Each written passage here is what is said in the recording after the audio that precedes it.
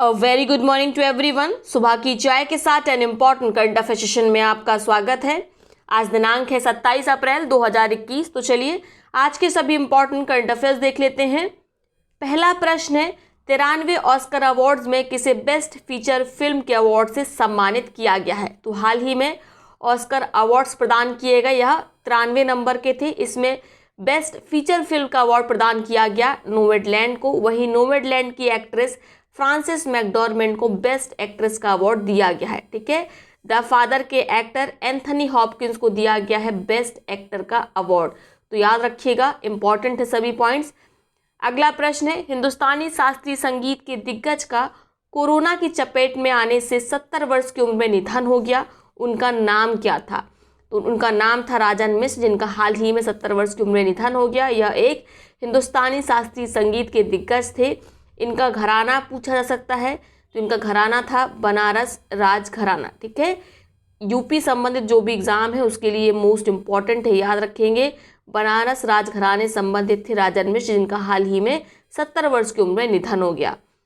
अगला प्रश्न है, फ्रांस और भारत की नौसेनाओं के बीच अरब सागर में 3 दिवसीय युद्ध अभ्यास चल रहा है, उसे क्या नाम दिया गया है? तो इसका नाम है नेवल वार गेम। ठीक है, यह 19वां संस्करण है भारत और फ्रांस की नौसेनाओं के बीच होने वाले युद्धाभ्यास का।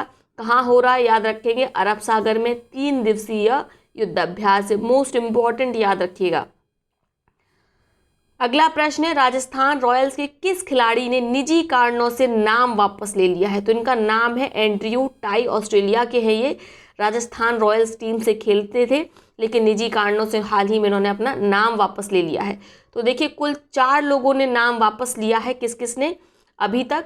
एक तो एंड्रयू टाई ने, दूसरा जोफ्रा आर्चर ने, और बेन स्टोक्स ने, और लियाम लिविंगस्टोन ने। ठीक है, जोफ्रा आर्चर, इनके हाथ में फ्रैक्चर हो गया था, बेन स्टोक्स की उंगली में फ्रैक्चर हो गया था, और लियाम लिविंगस्टोन ने जो बबल थकान होती है उसके कारण लियाम लिविंगस्टोन ने अपना नाम वापस लिया था। तो चारों के नाम याद रखिएगा, पूछा जा सकता है। ठीक है, निजी कारणों से लिया है एंड्रयू टाई ने, राजस्थान रॉयल्स के एक खिलाड़ी हैं। अगला प्रश्न है, पाकिस्तान के किस क्रिकेटर ने T20 क्रिकेट में सबसे तेज 2000 रन बनाने के मामले में विराट कोहली का रिकॉर्ड तोड़ दिया है? तो ये है मोस्ट इंपॉर्टेंट, ये है पाकिस्तान के बाबर आजम, जिन्होंने विराट कोहली का हाल ही में रिकॉर्ड तोड़ दिया है। बाबर आजम ने यह करिश्मा 52 पारियों में कर दिखाया, जबकि विराट कोहली का जो रिकॉर्ड था वह कितने का था? 56 पारियों का था। यानी 56 पारियों में विराट कोहली ने 2000 रन बनाए थे, जबकि बाबर आजम ने 2000 रन बनाने का एक कारनामा केवल 52 पारियों में कर दिखाया। इसके साथ ही कुछ दिन पहले ही हमने आपको बताया था, जो ICC की रैंकिंग निकलती है उसमें टॉप वनडे बैट्समैन का जो रिकॉर्ड था वह किसके नाम हो गया है? अब बाबर आजम के नाम, पहले यह विराट कोहली के नाम था। तो याद रखेंगे, बाबर आजम का नाम मोस्ट इंपॉर्टेंट है। हाल ही में समाचारों में देखा गया कोवलून प्रायद्वीप कहाँ स्थित है? ये पूछा जाएगा, याद रख लीजिए। ये कहाँ स्थित है? हांगकांग में स्थित है। हाल ही में हांगकांग ने इसकी एक साइट की डेवलपमेंट का विचार बनाया है, जिसके कारण ये कोवलून प्रायद्वीप चर्चा में है। याद रखना है, हांगकांग से ये संबंधित है। अगला प्रश्न है, हाल ही में किस साइट से क्रू-2 मिशन लॉन्च किया गया है? तो यह लॉन्च किया गया है कैनेडी LC-39A से। ये कहाँ पड़ती है? फ्लोरिडा में। ठीक है, यानी फ्लोरिडा के कैनेडी साइट से लॉन्च किया गया है क्रू-2 मिशन। ये किसका है? नासा का है। ठीक है, इसके अंतर्गत क्या किया गया? 4 एस्ट्रोनॉट्स को स्पेस स्टेशन पर भेजा गया है। तो याद रखेंगे, इंपॉर्टेंट है, सबसे इंपॉर्टेंट बात कि ये नासा का मिशन है क्रू-2 मिशन। अगला प्रश्न है, हाल ही में समाचारों में देखी गई KRI नागला 402 एक डीजल इलेक्ट्रिक हमला पनडुब्बी किस देश से संबंधित है? तो ये काफ़ी दिन से चर्चा में है। KRI नागला ये किस देश संबंधित सबमरीन है? ये चर्चा में है, ये संबंधित है इंडोनेशिया से।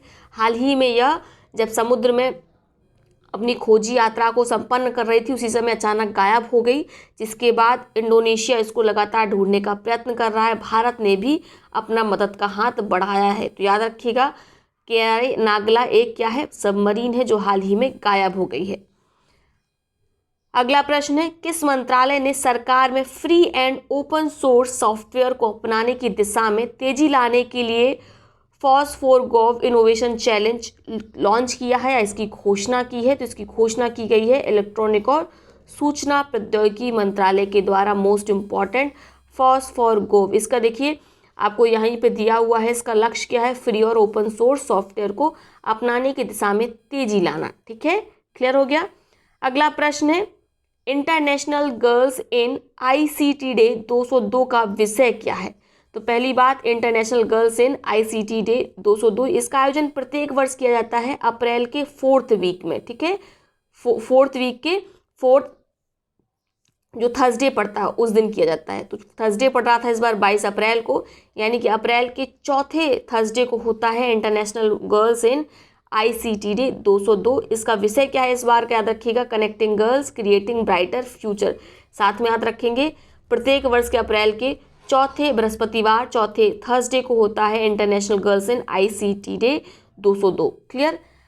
अगला प्रश्न है हाल ही में किस मंत्रालय ने मधु क्रांति पोर्टल और हनी कॉर्नर लॉन्च किया है। काफ़ी एक सप्ताह पुराना करंट अफेयर है लेकिन इंपॉर्टेंट है, इसलिए इसको कवर किया गया है। मधु क्रांति पोर्टल और हनी कॉर्नर ये लॉन्च किए गए हैं केंद्रीय कृषि और कल्याण मंत्रालय के द्वारा। इनका उद्देश्य क्या है, जो हनी क्रांति पोर्टल है इसके अंतर्गत क्या किया जाएगा, जो भी हनी और अन्य जो उत्पाद हैं मधुमक्खी के उनकी ऑनलाइन रजिस्ट्री कराई जाएगी, यानी यहाँ पर रजिस्ट्रेशन होगा। ठीक है, साथ में कहाँ कहाँ पर उसके सोर्स हैं, कहाँ कहाँ पर उन्हें पाया जा सकता है, ये सब डिटेल्स रहेंगी मधु क्रांति पोर्टल में। जो हनी कॉर्नर है तो जैसा इसका नाम है यह क्या है, एक